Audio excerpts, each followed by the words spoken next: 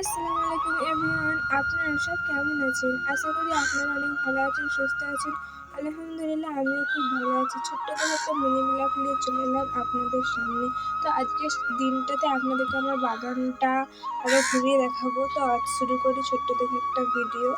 তো ভিডিওটা শেষ পর্যন্ত দেখতে থাকুন, অবশ্যই আপনাদেরকে একটু ভালো লাগবে। তো আজকে দিনটা ছিল শনিবার। তো আমাদের মানে পানি আসেনি সকালবেলা এখনো। তো কালকে আমার বিকেলবেলা পানি ভরেছিল না, ঠান্ডা তো পড়ে গেছে বলে পানি ভরলে যে কাপড় ভিজে যাবে, তো কালকে সকাল সকাল ভরবো, কিন্তু আজকে এখনো পানি আসেনি। মায়ের 2-3 বার চক্কর লাগানো হয়ে গেল কলের দিক থেকে, তো এখনো আসেনি। তো আমাদের পানি আরও পুরো শেষ হয়ে গেছে, কালকে পানি ভরেনি এই জন্য। তো মা বলছে পানি আর না এলে কী হবে, সব পানি কোথায় পাবো, সংসারে তো অনেক কাজও বাকি রয়েছে। তো এই জন্যই। আর এটা হচ্ছে কুয়াতলা নাওয়ার ঘর। তো এদিকে একটা লঙ্কা গাছ লাগানো, অনেকগুলো লঙ্কা গাছ লাগানো হয়েছিল আমাদের বাগানের দিকেও, কিন্তু সেগুলো সব পাতাগুলো কুঁচকে যাচ্ছে। দেখতে পাচ্ছ পাতাগুলো কেমন কুঁচকে যাচ্ছে, তো সব গাছই মা তুলে ফেলে দিয়েছিল রেগে। তো এটা একটা তুলপ রয়েছিল, তো এখন ফুল উঠে ধরতেই আমরা অনেক খুশি হয়েছি। আর পানি আর অনেক কিছু দিয়ে করা হচ্ছে, তবুও এখন ফুল এখন ঝরে যাচ্ছে। আর এতদিন পর ফুল দেখে আমরা খুশি হয়েছি, কিন্তু ফুলগুলো ঝরে যাচ্ছে, নুনটা একটাও হচ্ছে না। তো এদিকে পিঁপড়ে গাছে, সেদিকে একটা পিঁপড়ে পড়ার ভিডিও আপনাদেরকে ছেড়েছিলাম, যে চাট করার। তো এখান থেকে পিঁপড়েটা আমাদের পাড়া হয়েছিল। আর এখন আমি ঘরের দিকে যাচ্ছি। তো বাগানটা আপনাদেরকে একটু দেখাবো। আমাদের আমরা এখানে আমাদের ফুল গাছ অনেকগুলো রয়েছে। দিদি লাগিয়েছিল, আমার মেজদি। তো এই ফুল গাছগুলো সবই সকাল ফুল গাছ আছে, অ্যালোভেরা গাছ, আর একটা ফুল গাছ আছে কাগজ ফুল গাছের মতনই, তো সেইটার নাম আমি জানি না।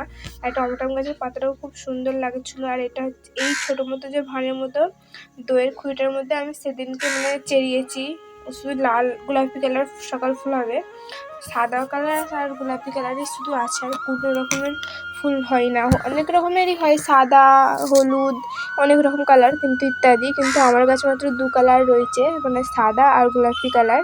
তো টমেটো গাছ, বেগুন গাছ এসব মা চারা লাগিয়েছে। আর এটা হচ্ছে পটল পাতা। মা পটলের দানা ফেলেছিল, তো সেখানে অনেকগুলো পটল গাছ হয়েছিল, কিন্তু বাড়ছে না অতটাও, একটু আধটু বেড়েছে। আর অনেকটা পাতা হয়েছে, সবাই বলে পটল পাতাও নাকি খায়, তো এই জন্যই। আর এদিকে সাদা সাদা যেটা দিয়েছে, এটা হচ্ছে সাদা মতো যে রয়েছে না গুঁড়ার মতো, ওটা বাসি আসাম, ভাতের যে আসামটা হয় না, ওটা সকালবেলা দিলে ভালো বাসি, তো এই জন্যে। তো এটা হচ্ছে সেই ফুল গাছটা, কাগজ ফুল গাছের মতনই। তো আর যে এই শাকটা আপনারা দেখতে পাচ্ছেন, আপনাদেরকে এই শাকের নাম কি বলে আমাকে কমেন্টে অবশ্যই জানাবেন। আর কারা কারা খেয়েছো। এই শাকটার নাম আমাদের দিকে বলে থালকুলি পাতা। তো এই শাকটা ভালো, খুবই সুন্দর খেতে, আমার তো খুবই পছন্দ। আমার মেজদি গ্রাম থেকে নিয়ে এসে এখানে লাগিয়েছে যে একটু হবে, তো এই জন্য। আর এখানে আরেকটা কি বিড়মি শাক বলে, ওটাও মেজদি গ্রাম থেকে নিয়ে এসে লাগিয়েছে, যেখানে হবে অনেকটা ভালো লাগবে, বাকুলের মধ্যে একটা ঘাস মতো হয়ে থাকবে, তো ভালো লাগবে, ফুলও হয় ওর মধ্যে। তো থালকুলি শাকটা লেগেছে খুবই ভালো, ওটা হচ্ছে এখন, অতটা এখন বাড়েনি। তো ওদিকে বর্মা শাকও লাগানো রয়েছে, সব ছোটো ছোটো। তো আপনারা দেখতে পাচ্ছেন অ্যালোভেরা গাছটা অনেকগুলো ফ্যাকর বেরিয়েছে। আর এই কেসুরি পাতাটা তো অবশ্যই আপনারা সব জানেন। এই কেসুরি পাতার জন্য যে কত জায়গায় ছুটেছি তার ঠিক নেই, গাছ লাগাবো বা তুলে মাথায় দেওয়ার জন্য অনেক কষ্ট হয়েছে। তো এখন আমি একদিন একটা নিয়ে এসে লাগিয়ে দিচ্ছি, তো একটা বড় হয়েছে, এর মধ্যে অনেক দানা হয়েছিল, তো দানাগুলো তুলে আমি লাগিয়েছি, রেখে দিয়েছি লাগাবো বলে। তো অনেকগুলো ছিদ্রেও দিয়েছি যে হবে। তো এইদিকে টমেটো গাছ, বেগুন গাছ আর নুন গাছ আর লেগে ছোটো ছোটো, অতটা ভালো বোঝা যাচ্ছে না। আর মাছ স্যারেলা গাছ আর উচ্ছে গাছও লাগিয়েছে। তো স্যারেলা গাছে অনেক স্যারেলাও, প্রতিটা ডগে স্যারেলা হয়েছে, কিন্তু সব অনেকটা শুকনো হয়ে যাচ্ছে, অনেকটা হচ্ছে।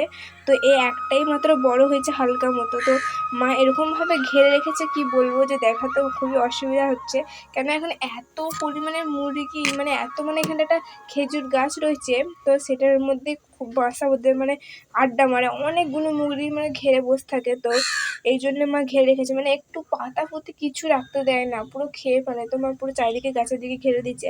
আবার মা পানি এসেছে নাকি ফের দেখতে যাচ্ছে, কারণ পানি তো একটুকু নেই।